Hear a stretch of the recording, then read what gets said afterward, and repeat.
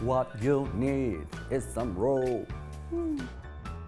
I'm going to show you how to make your own rope basket, some fun detailing, an ombre paint job, and it'll look awesome anywhere around the home. What you will need. I've gone with a cotton cord. It's durable, easy to paint, and has a nice texture. You need to start by coiling the rope around itself, using the hot glue gun to fasten it every few centimeters. Keep coiling until you get the base the right size as the bottom of the bucket. Nailed it. Grab your bucket, chuck it on top of your coil, and then keep spiraling. Now my hot tip here is making sure that you put enough glue on so it's not going to leave any gaps later, and just gently push the rope down as you go around, and that's going to ensure that it doesn't stick to the bucket and it's easy to get out later on. I'm gluing down the final bit and we're done.